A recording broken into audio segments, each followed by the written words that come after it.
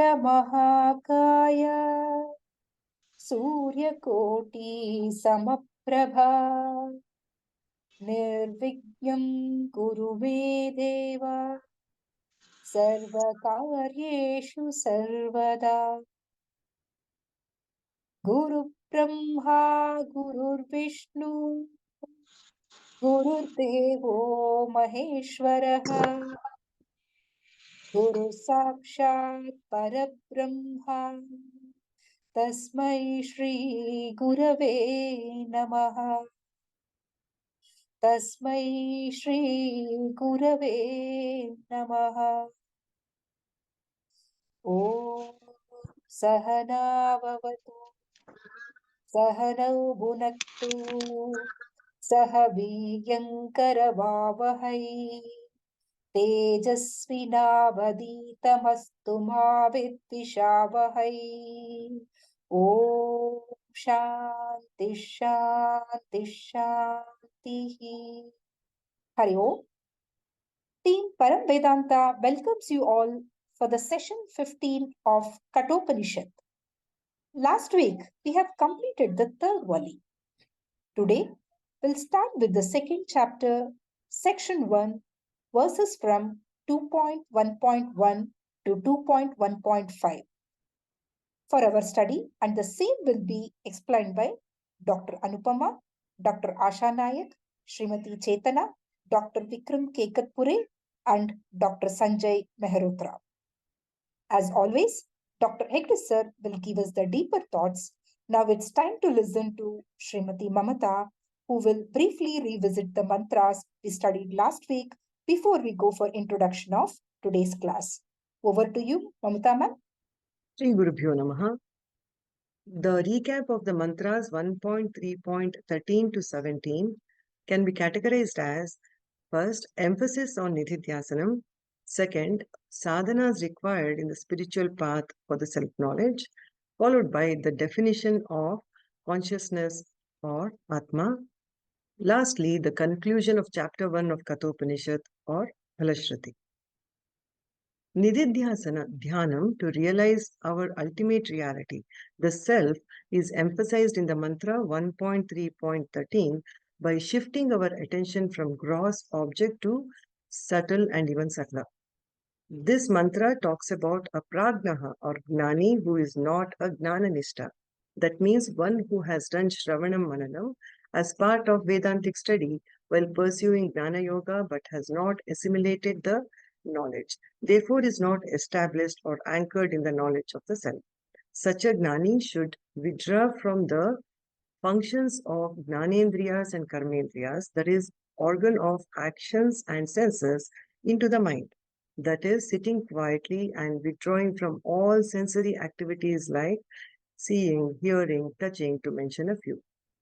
Moving further and subtler, withdraw the mind into the intellect.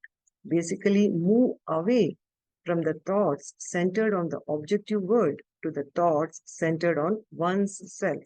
That is, the sense of I-ness or the understanding faculty of the thoughts, sensory perceptions, and everything.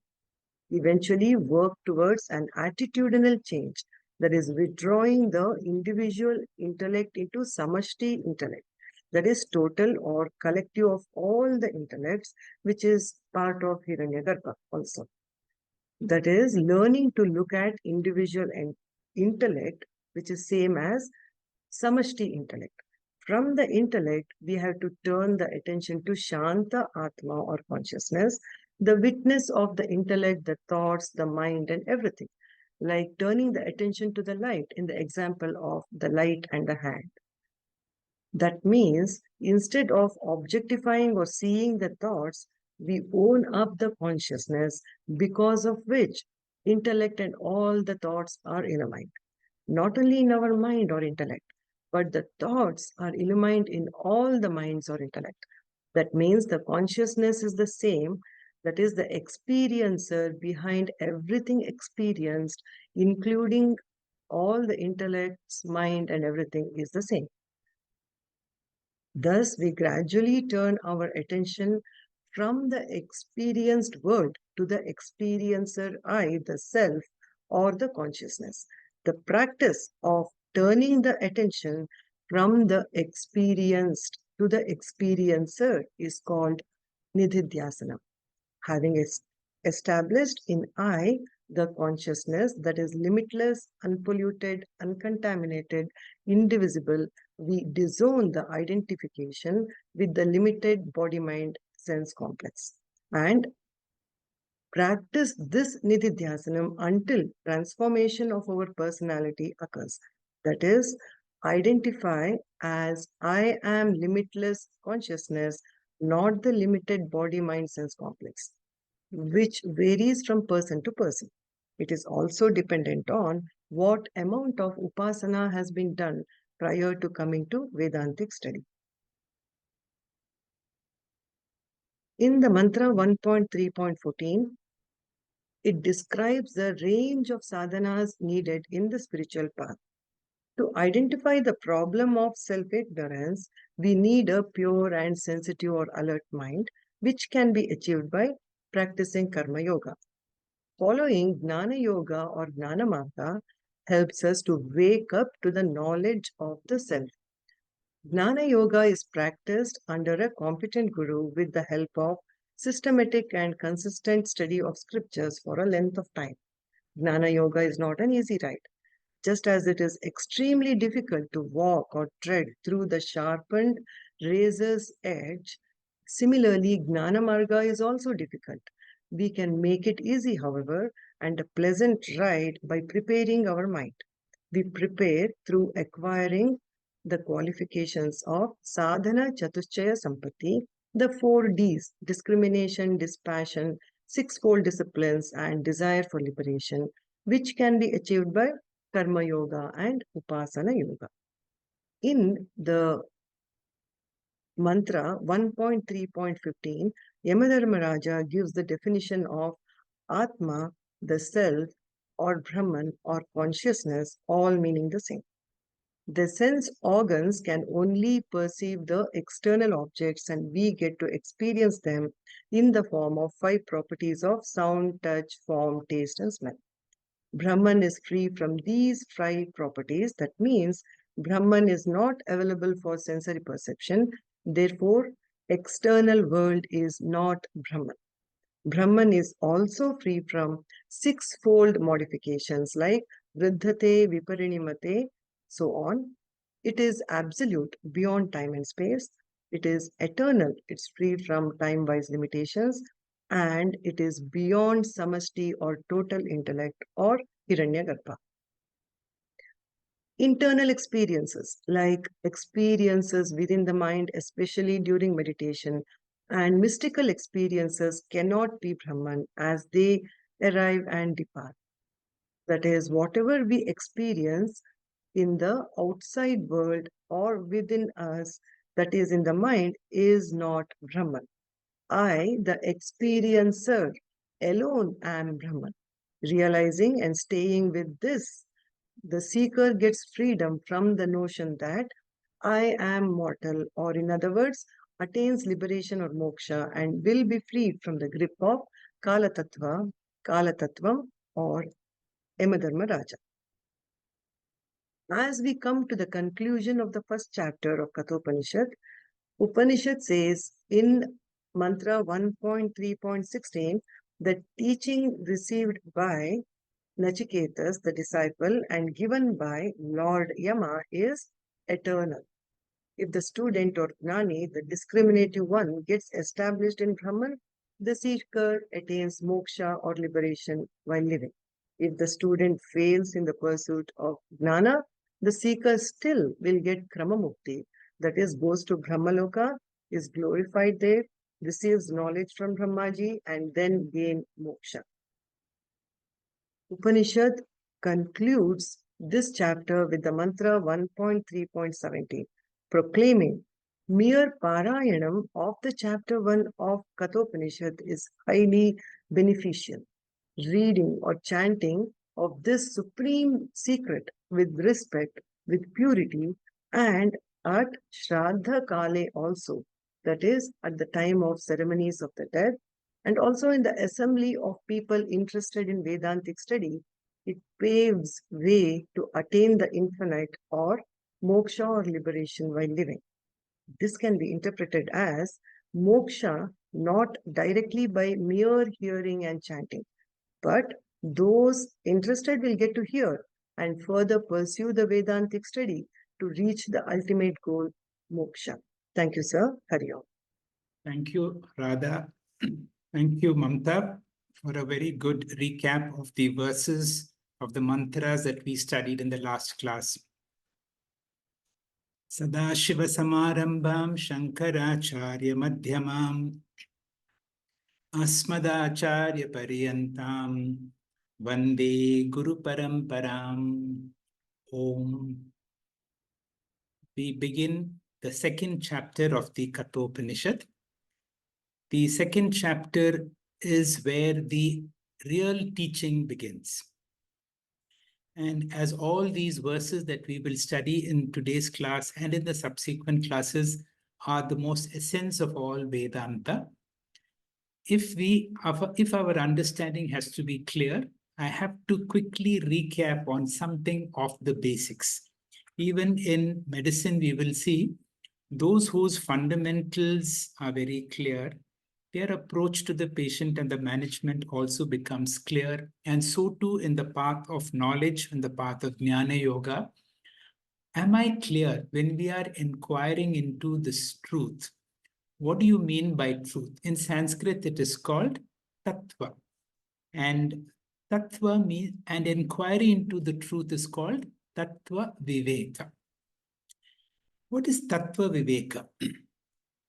A student of truth should be very clear what is Sat and what is Asat. What is that which is real and what is that which appears to be real. And in Tattva Bodha it says Atma Satyam. There is only one reality. Tad Anyat Sarvam Mithyeti. Everything else is not as real, even though it may appear to be real. So, a student of Vedanta should have a very firm conviction that Atma, my real self, which is something other than the body, is the only reality. Everything else is not so real. And that will be tested today or elaborated in the first two mantras, because in all my action, whatever I do, am I aware of that conscious principle because of which I'm able to speak? Although I'm speaking to you, I'm doing some activity, but am I aware that because of that consciousness that I'm able to interact? Is my focus in all my activity on the Atma, or am I lost into the Anatma? Let us be very clear about what is this Atma. This Sanskrit definition is a little elaborate. This Atma, or my real self, is Stula Sukshma Karana Sharirad Vyatirikta. It is something other than the three bodies, the gross body, the subtle body, and the causal body. All this we should be very clear. Pancha Kosha Atita, it is beyond the five koshas. Sun, Avastatraya Sakshi, it is the witness of the three states of consciousness. Satchidananda Rupa San, Yat Tishtati Sa Atma. That is the definition. It is of the nature of Sat, Chit, and Ananda. In English, I will elaborate the same thing. What is this real self or Atma? It is something other than my gross body, subtle body, the causal body, which are only instruments through which I interact. It is beyond the five sheets of Panchakosha. It is the witness of the three states of consciousness. It is of the nature of Sat Chit Ananda, and this is my real nature or Atma. We go through these three avasthas. From now on, every Upanishad talks about Jagrat, Swapna, and Shushupti. What is this Jagrat state?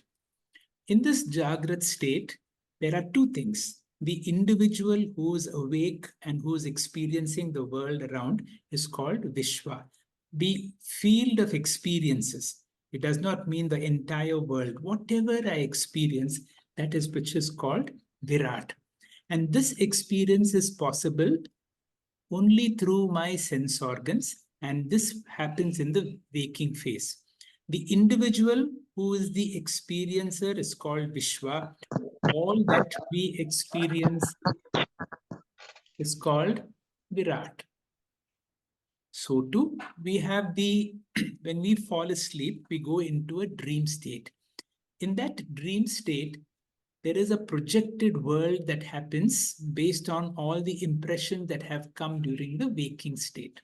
At that time, there is a dream individual which is called the Taijasa, and the dream world is called Hiranyagarbha.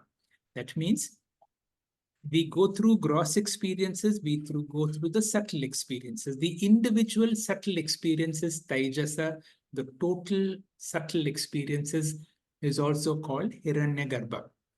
I'm seeing it very briefly, but these things we have to be very clear.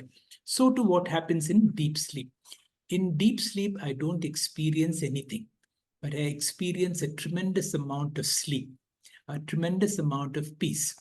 That self that is identified with the causal body, although there is no clear distinction between the experiencer and the experience, because in deep sleep, I don't experience anything, but still I continue to exist in a seed form. That seed form, because just like when you close your computer without shutting it down, it goes into a state of sleep. But the moment you open the lid, all the data is still there. When I go to sleep, I don't experience anything, but I am like the drop which is very close to the ocean or Ishvara. That is why, because of our proximity to Ishvara, we experience a tremendous amount of peace. But at the same time, the identity is still there, because the moment we wake up, all our data continues from the moment we had gone back to sleep.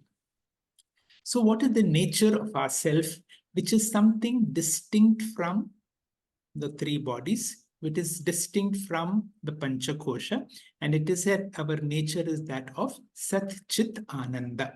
Sat means that which is existent in all three periods of time.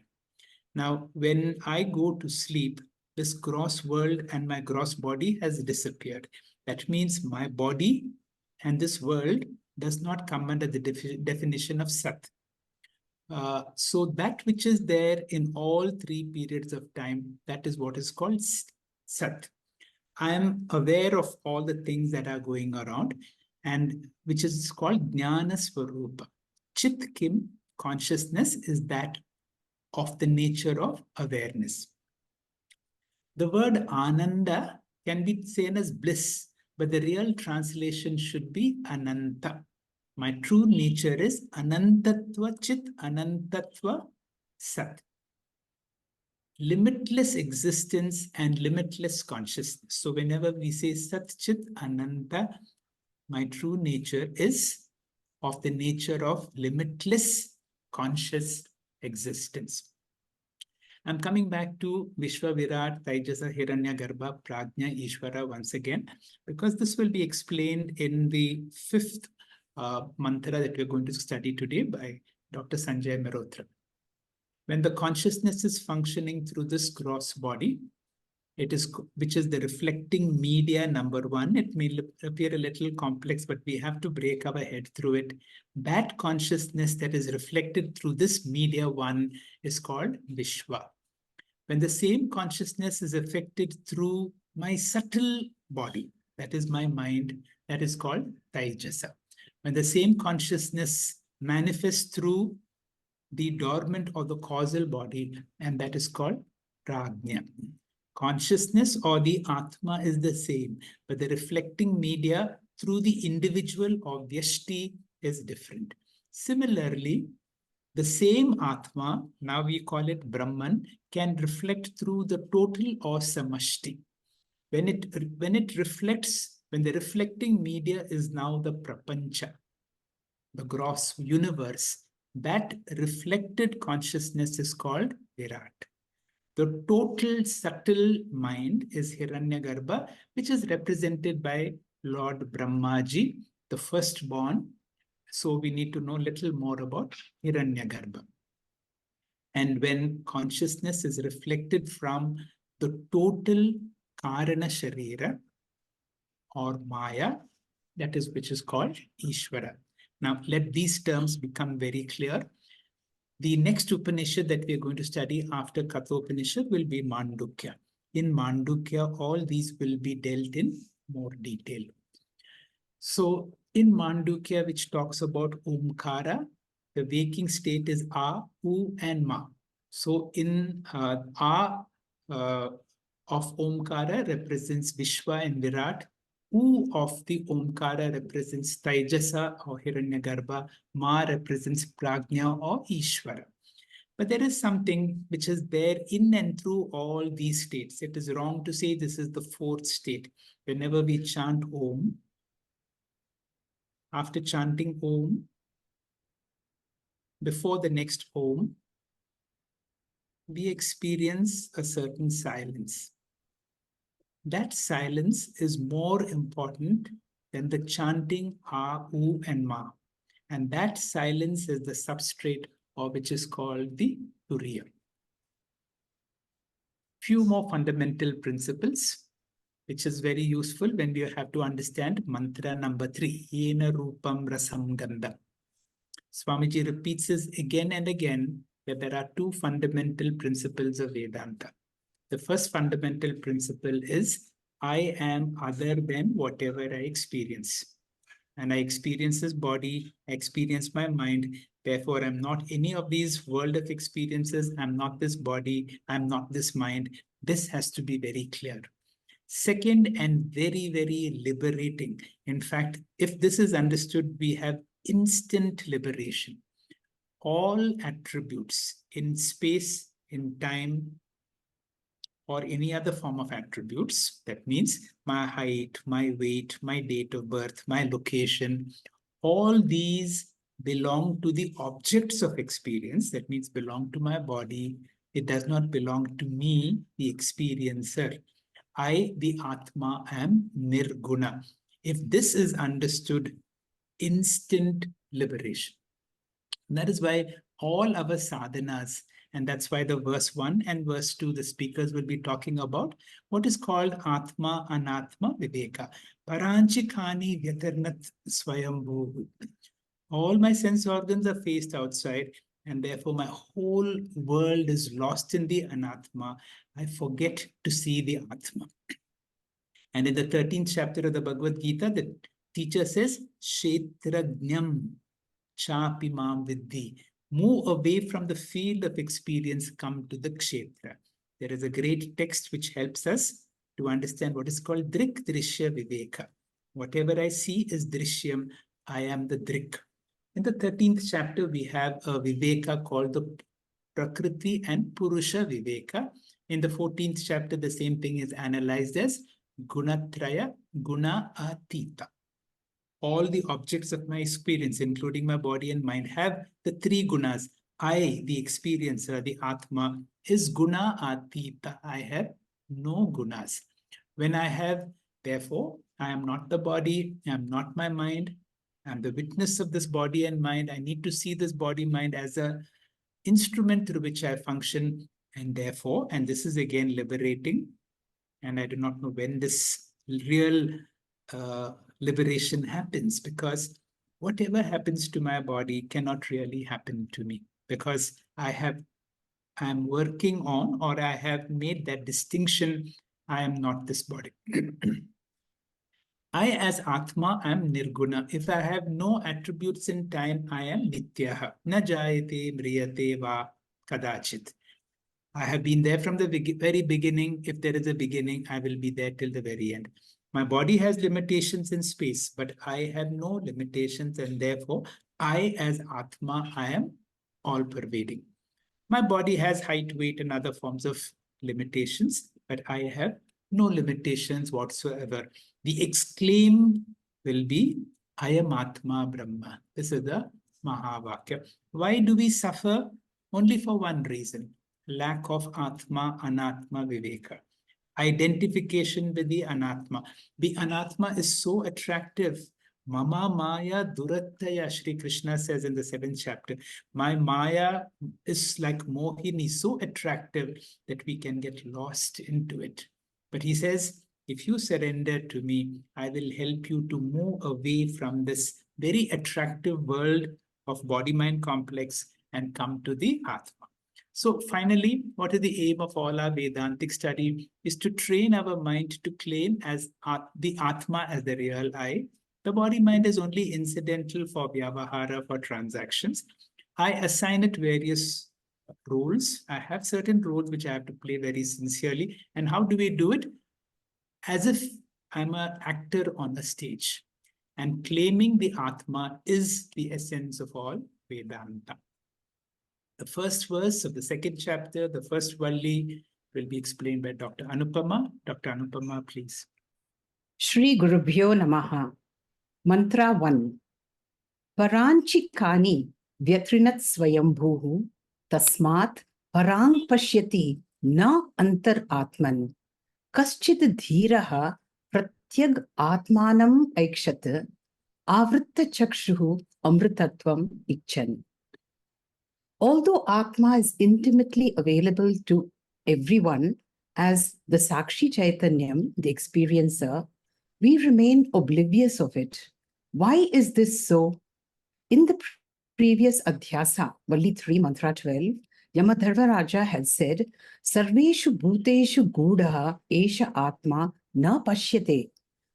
Agryaya Sukshmaya Buddhya Sukshma Darshibihi tu Darshyate. Only a refined, mature mind will realize Atma here and now. An immature, gross mind continues to look outside. What is that which obstructs purification or maturity of the mind? And how do we overcome this obstacle? The sadhana prescribed here is non-extrovertedness of the mind. Manasaha antarmukhatvam. An extrovert mind only perceives anatma. Shabda, Sparsha, Rupa, Rasa, Gandha, the fivefold segments of creation. But the Upanishad describes Atma as a Shabda, a Sparsha, a Rupa, a Rasa, a Gandha. How then can I discover Nirguna Brahma by indulging in Saguna, Anatma? What should I do? This instinctive extrovertedness of the mind is a huge obstacle to spiritual discriminatory abilities to manage this extrovertedness. I should know that whatever is outside is fraught with dukkha, atriptikaratvam, bandhakatvam, and dukkha mishritatvam, and eventually everything is perishable. Therefore, agraya sukshmaya buddhya, by parikshya lokan karmachitan, I should turn my attention from the finite saguna to the infinite nirguna. Preyas to Shreyas is our sadhana. This is called Viveka Janya Vairagyam or Antarmukhatvam. Just as the Rishimukh mountain, which could here represent Atma, protects Sugriva, who represents all of us, from Vali, which represents samsara or marana. Yamadharmaraja had said, just because of this ati gambhira or profound, duravagahya or incomprehensible, vichitra, multifold, maya, the entire humanity, sarva jantuhu, although they possess Paramatma as their very Swarupa, they unfortunately refuse to acknowledge it. Paranchi kani vyatrinat swayambhuhu. Swayambhu here means Ishvara or the creator. Vyatrinat means afflicted. Kani means sense organs. The creator has disabled our sense organs. How? Paranchi, by making them extroverted. This keeps us eternally busy. Balastavat kridasakta, tarunastavat taruni saktaha. Therefore, Yamadharmaraja says, Tasmat parang pashyati na antar atman. We are permanently busy with the parang, meaning bahya prapancha. One never turns to Atma or to inquire, Kastvam koham kuta ayataha kame janani kome tataha. But Yamadharmaraja says there are a few exceptional people who consider it worth pursuing Atma Vichara. Kaschid dhiraha pratyag atmanam aikshat. Here, dhira means nitya anitya vastu viveki. And pratyag atmanam aikshat means, however tempting the anatma, they have aikshat means discovered the atma as the experiencer. Pratyag atmanam means distinctly different from the experience anatma. So, how does one wake up to this reality? Uttishta jagrata prapya varan nibodhata. Arise, awake, approach a guru and know the Atma. And how do they discover that? Avrita Amritatvam Ichan means desiring immortality, they seek Atma. How? Avrita Chakshuhu, turning the mind and sense organs away from the objective world towards the subject. And how do they do this? By Guru Shastra Upadesha. Thank you. Thank you very much, Dr. Anupama, for a crisp and a clear explanation of a very important verse, very often quoted. Paranchikani Vyatarnat Swayambhuhu. Swayambhuhu means that which is self-born. Vyatarnat, very strong word ever. He says he has destroyed all our sense organs because all our sense organs are focused outside, not inside. In our body also so peculiarly, all our pain fibers are outside. Now, the moment we anesthetize the skin and if you go into the brain, you can do any form of brain operations and the person does not experience any pain because there is no pain sensation once you go within the durameter. The durameter is the limit after which there is no pain sensation whatsoever. That is why we are able to do what is called awake craniotomies. So the Creator has done such that all our sense organs are only focused outside. All our sense organs are focused on the anatma, which is, I said, unreal. And our whole investment, therefore, normally will be on the unreal. Kaschid Dhiraha, thanks to the Guru and thanks to the Acharya, they help us to do what is called antarmukha. There is no way we can turn our eyes inwards. I still experience the external world, but now I know I'm able to do all that because of the Atma Tattva, that driving force. Pratyak Atman Aikshat Avrita Chakshuhu. So our whole effort will be on looking inwards. What happens if we don't succeed? We will see it in the next mantra, which will be explained by Dr. Asha Naik. Dr. Asha Naik, please. Om Gurubhyo Nama, Jai Gurudev. The same idea from previous mantra verse is further reinforced in this mantra. So mantra goes like this. Parachaha kaman anuyanti balaste mrutyoryanti vitattasya pasham atadhira amrutatvam viditva dhruvam adhruveshahi na prarthayante. Next slide. All the meanings are given here. We go to the next slide where the meaning is given. Shloka meaning is given. Sir, next slide. Next slide. So, next slide, sir. Bala is immature people as they forget their divine nature. So, they are ignorant of their true nature. That is that divine nature there. Next slide, sir. So, avidya of ignorant people manifests itself in the mental plane as a desire, and these desire whips in mind, and they make the sense organs to run after the sense objects, which is together called kama here.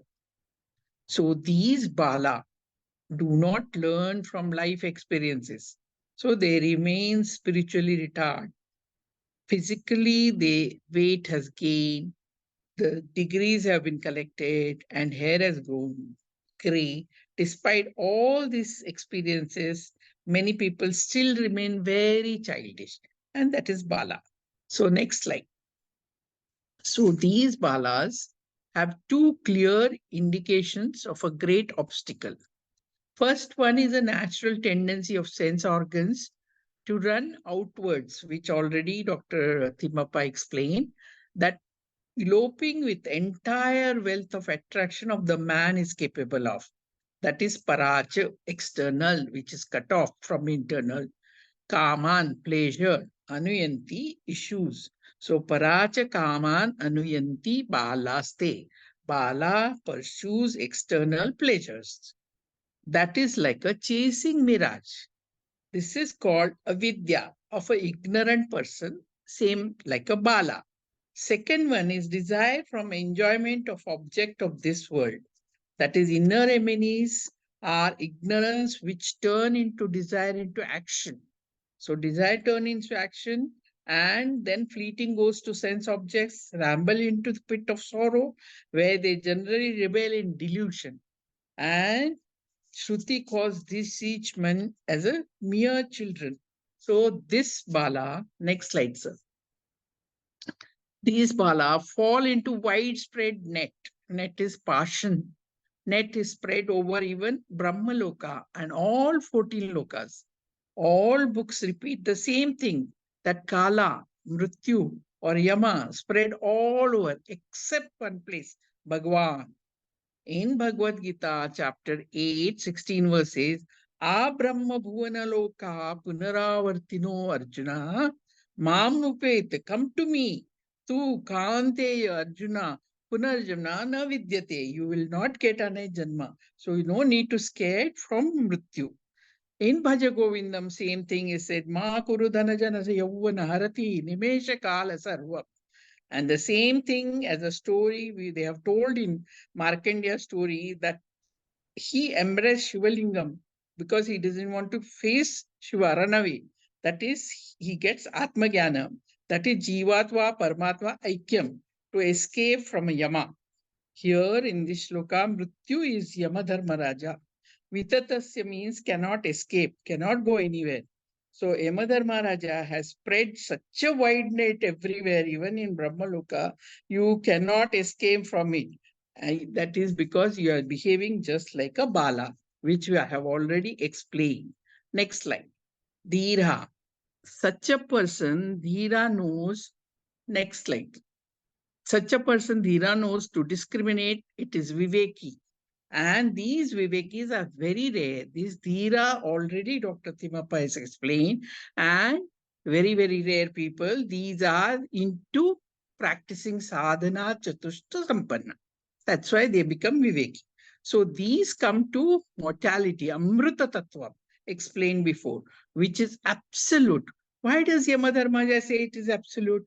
Because scriptures say there is a relative mortality also, which means long life, like 14 lokas. Vidvita means they attain the Amritattvam. What is the advantage of this?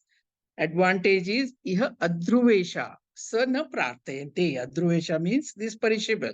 They do not seek anything at this perishable world. The way it is said is in Bhagavad Gita chapter 2, Yavanartha udapane sarvata samaloka udake, tavan sarvashu videshu bratavasya vijana. When you have a huge lake of water, why will you look at a pond? So when you have Purnatvam among, why you adhruvesha perishable object, you need not prarthana for that. Hari Om. Thank you. Thank you very much, madam, for explaining this verse 2, which gives us two options. In the first verse, he says, Paranchikani Vetarnat Swayambhuhu. There is some defect in the way we are made. Therefore, we tend to look outwards. What happens if you keep on looking outwards and miss the essential Atma? You go from Punarapi Jananam, Punarapi Madaram. Wherever you go in any lokas, the snare of Yamadharmaraja is there. Our teacher now, Yamadharmaraja, says, do you want to be free from me? You can become like Markandaya. You can become Markandaya in this instant. In this instant, the moment you identify from Anatma to Atma and anchor yourself from Atma, then there is no question of any death for you. we come to another very important verse, which will be explained by Chetana. Chetana, please. Shri Gurubhyo Namaha. This is an important mantra as this answers Nachiketa's question. What is that which is beyond dharma and adharma? What is that which is beyond time? And what is that which is beyond cause and effect? Towards the end of this mantra, the teacher, Yamadharmaraja, says, Etat Dvai Tat. This is that which you asked for. So what is that? That is our true nature. Atma Swarupam, the experiencer in all of us, the consciousness, that by which everything becomes known.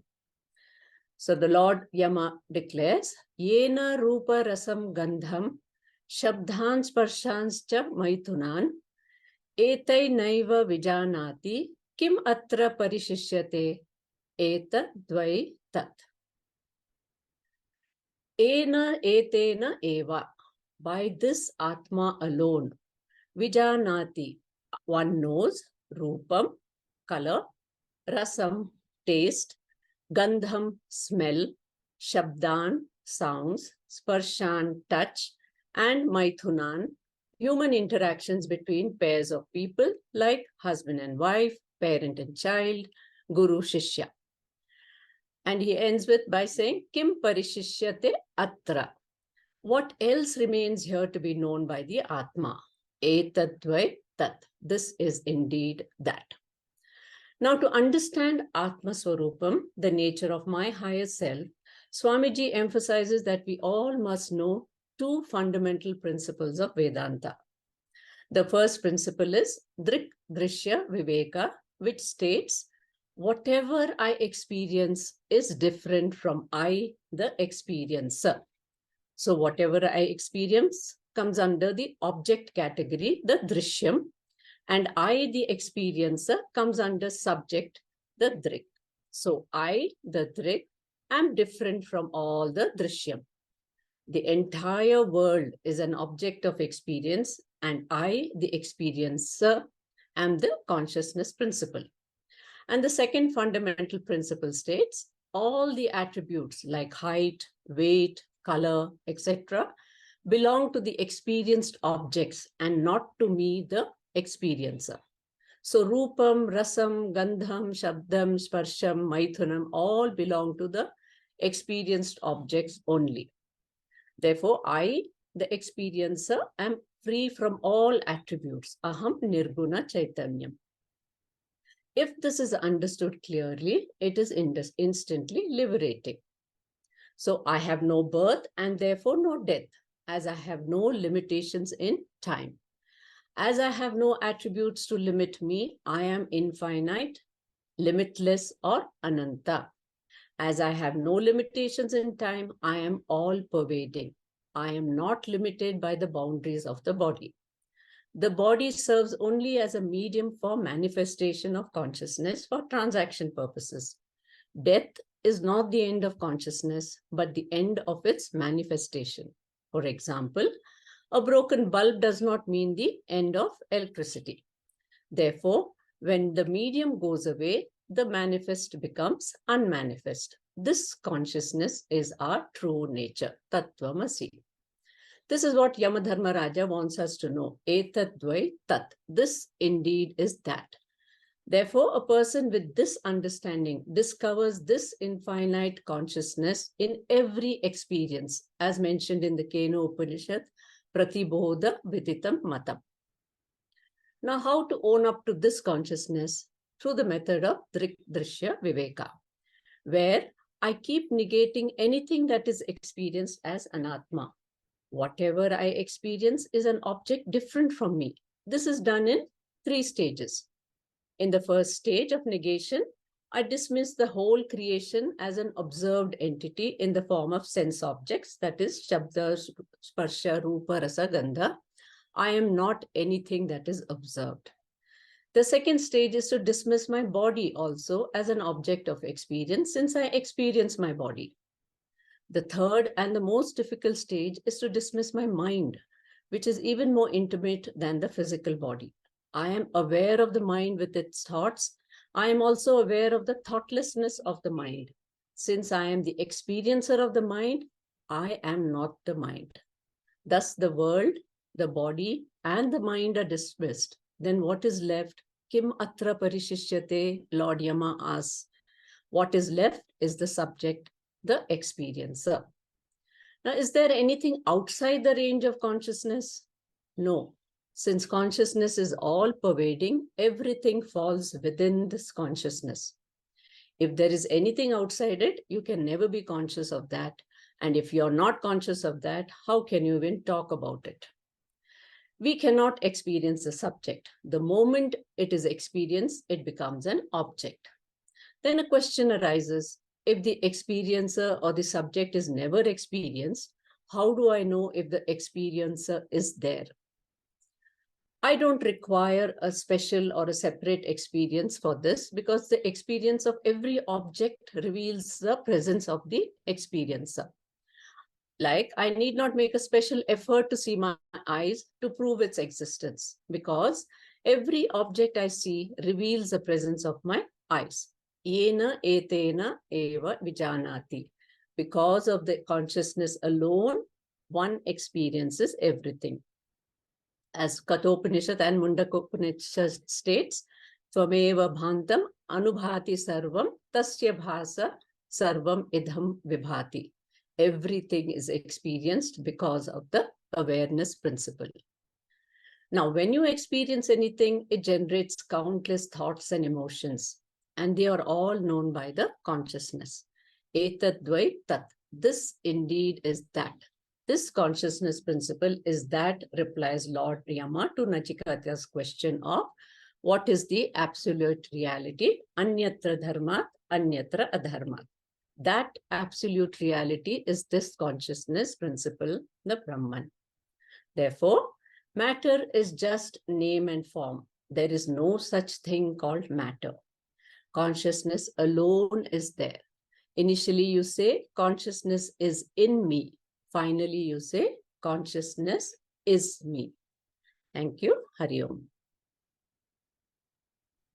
Thank you very much, Chaitanya, for explaining this very important third mantra in the first valli of the second chapter. There are some mantras which we need to register in our mind whenever we are traveling, doing nothing.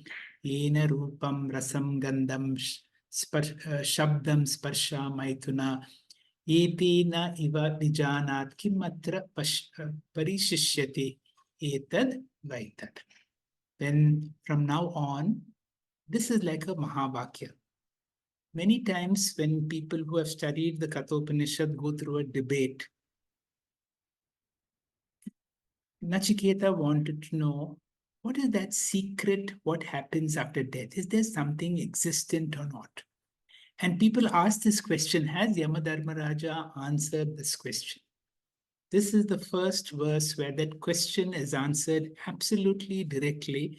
And the teacher uses this word, yetad vaitad. And this phrase comes again and again. You know, it is a sort of a reinforcement for all of us to say, our teacher, Yamadharmaraja, has answered. What is that which is beyond dharma, which is beyond all three periods of time, which is beyond cause and effect? Other than that, which is nothing else, because of that, you are able to hear, because of that, I'm able to see. That indeed is the consciousness principle, which is the Atma, and that he wants us to bring our attention to. We have finished one prakriya. This prakriya, see, prakriyas are techniques given by teachers to help us to discover from the anatma to the atma. Verse 3 talks about what is this drik drishya viveka. We will touch on another prakriya called Avastatraya Viveka, which will be explained to us by Dr. Vikram. Dr. Vikram, please. Hari Om Shri Gurubhyo Namaha. Lord Yama is explaining Atma Swarupam and Jivatma Paramatma Aikyam. Earlier we discussed mind is deliberately created extrovert. Mind gets involved and dependent on material world and Anatma Sukham. A person with extrovert mind will identify with body-mind complex and surrounding world and wish for only Anatma Sukham. which is finite and associated with sorrow. A worldly person remains completely oblivious of the true nature of Atma Swarupam. Vedanta study directs attention inwards, antarmukham, to develop dispassion and discrimination, Atma Anatma Viveka, and identify with the true nature of Atma, all pervading consciousness principle. In the previous work, Atma Swarupa was described by Drigdrishya Viveka method. In this verse, we shall look at it as an expressed in Avastha Traya Sakshi. Next slide, please. Let's look at the three avasthas in brief.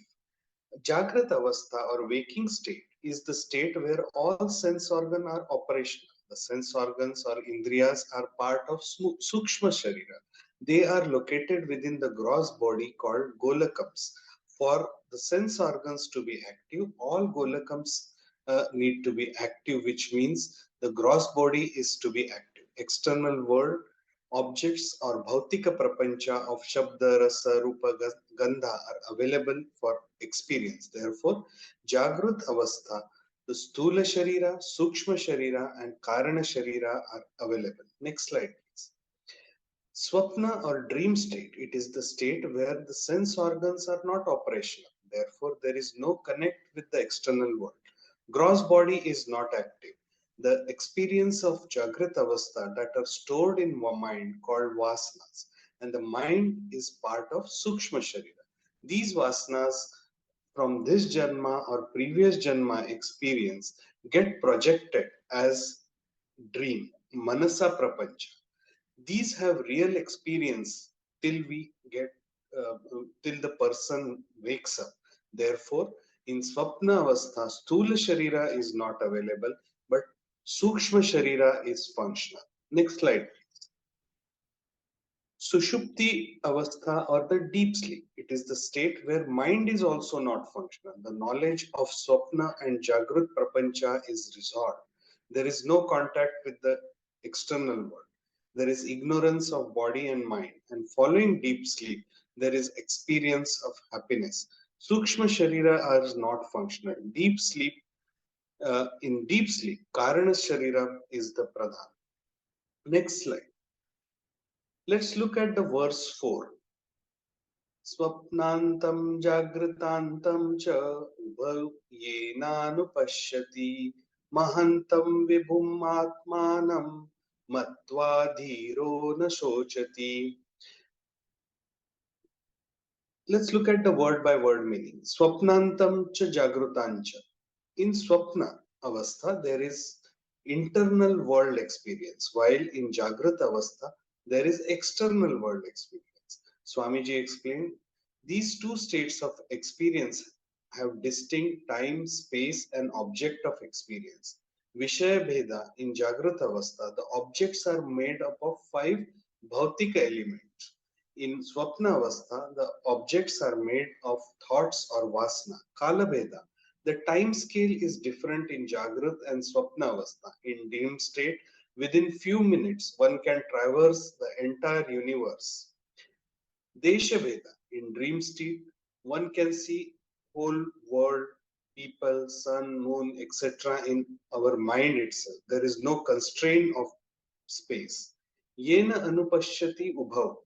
The question is, what is that principle which is common in both, which does not change, which is beyond the time and space? That observing principle which we have to study is the consciousness. In the deep sleep, also, when there is no external or internal stimulus, the principle which observe the ignorance and the happiness of deep sleep is consciousness. Now, this is we saw in Jagrata, Stula, Sukshma, and Karana is available. In Swapna, only the Sukshma and Karana is available.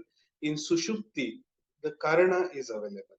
So it is about negating that these are ever changing. So we are not the Sthula Sharira, we are not the Sukshma Sharira, we are not the Karana Sharira. But then what are we?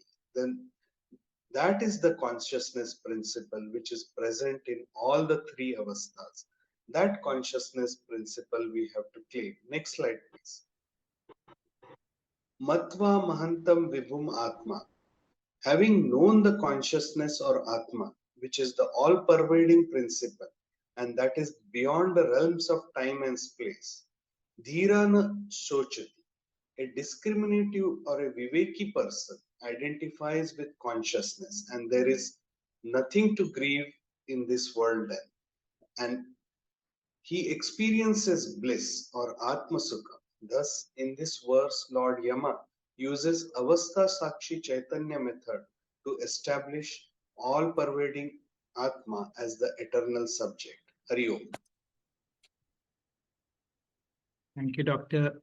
Vikram, for another wonderful explanation of another complete verse. You will see the greatness of Kathopanishad because all the techniques in Vedanta, which are called Prakriya, how to come from Anatma to Atma, and this verse talks about Avastatraya Viveka.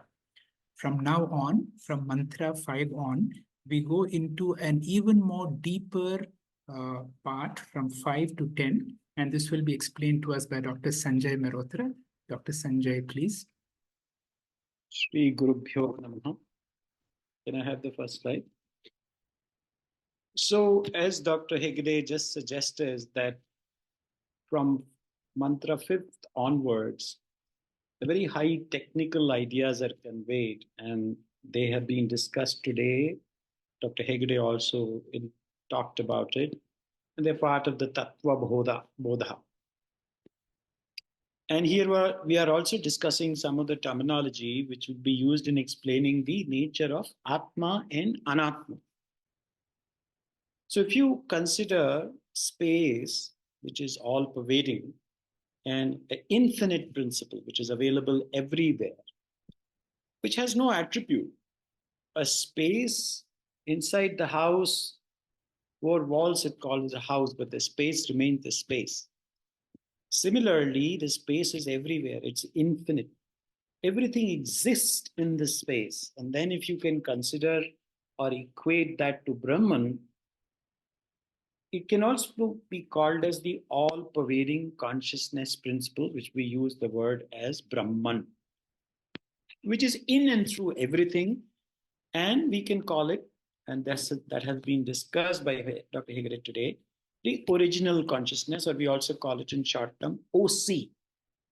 Now, all manifestations of Chaitanyam in the form of a jiva or a human being requires a medium to reflect. For example, we require a mind-body complex for this to reflect. So when it reflects into the mind-body complex, we call it reflected consciousness or RC. These 2 terms at least we can remember. One is original consciousness, which is the Atma part, and the other one is reflected consciousness. Next slide, please. So the mind-body complex with the reflected consciousness is also called as Jivatma, which is made up of the gross body, which we call it Sukshma Shariram, and the subtle body, the Sthula Shariram and the Sukshma Shariram. Now, the Sukshma Shariram is a combination of your Manas, Buddhi, Chitta, and Ahankara. And it is also associated with the nature or Prakriti, which are your gunas, which are Sattva, Rajas, and Tamas. And this becomes an individual who has a name and form. So I, Sanjay Mehrotra, as mind, body, I've got Manas, Buddhi, Chitta, Ahankara, and I also am impregnated with certain nature of mind, which is my gunas, which is Sattva, Rajas, and Tamas, and I become a name and form, and that's how I interact in this world. Now that part of the Brahad original consciousness, which gives me sentience to act through this mind-body complex, is called as Atma. So Atma is actually Nirvikara, but it is giving effect in terms of giving me sentience by which I interact in my Jagrata Avastha, in which I dream, which is in the Swapna Avastha, and in the Sushupti Avastha, I am not able to connect with the outside world. Next slide. So here comes the verse, which is what trying to tell you that ya imam madvadam veda atmanam jivam antikat ishanam bhut bhavyasya natato vijugupsate etadvaita. Yah veda. Veda means to know. Imam jivam atmanam.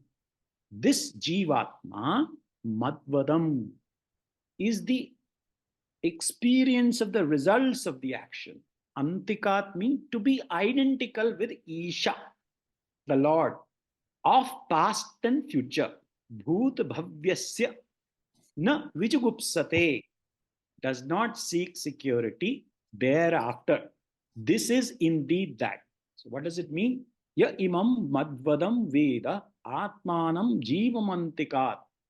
That person who understands, janta hai, that this Atman, this Atma is equal to or equated to Ishanam of the past and future. He is no more requiring any kind of security. He's understood everything. The one who knows this Jivatma, the experiencer of the results of the action, to be identical with the lords of the past and the future, does not seek security thereafter. This is indeed that. The student or a seeker, he who realizes that he is that Atma only, which is living in his mind-body complex, for his mind-body complex to act, to interact, to do the karma, to have the results of that karma. But he understands that his true nature is not this mind-body complex. His true nature is that which is the real nature, which is what you call as the Atma. That is his true nature. This individual, and also it says that once this individual becomes limited, he is not able to recognize this, and he considers himself to be this limited mind-body complex, which most of us, unless we practice, are in that state of mind.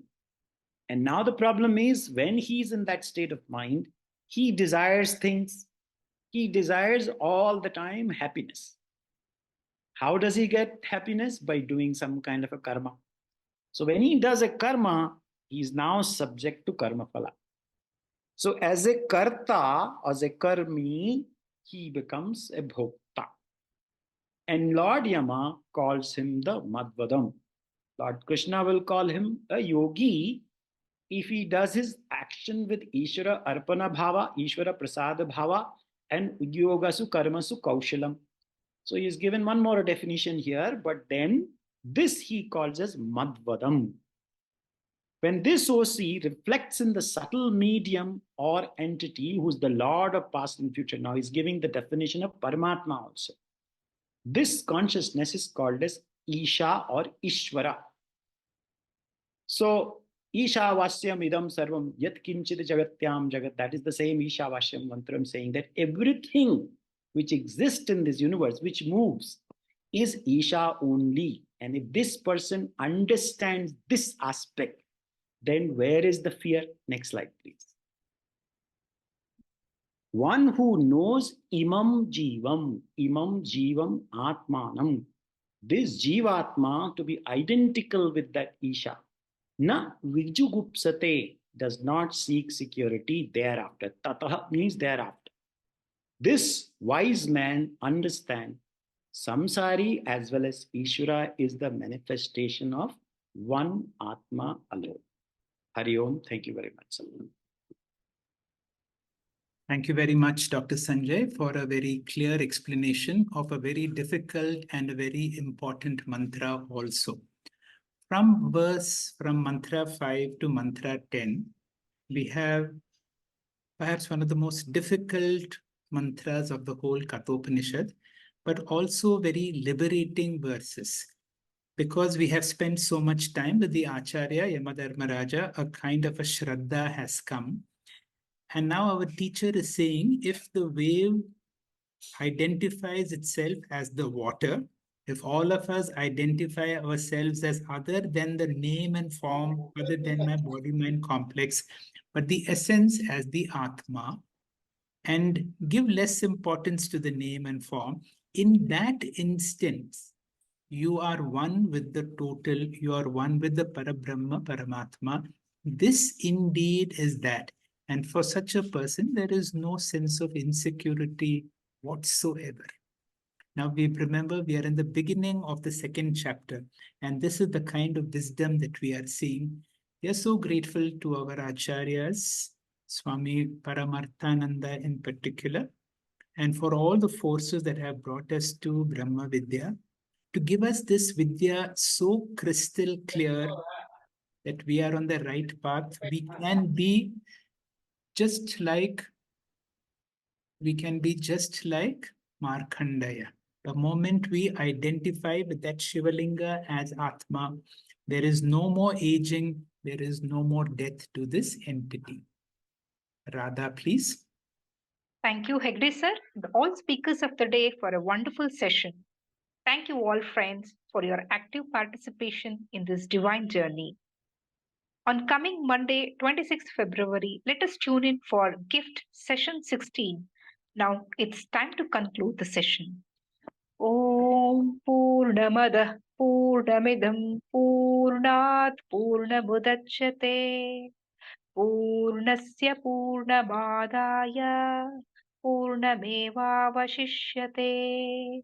Om Shanti Shanti Shanti. Hari Om. Shri Gurubhyo Namaha. Hari Om.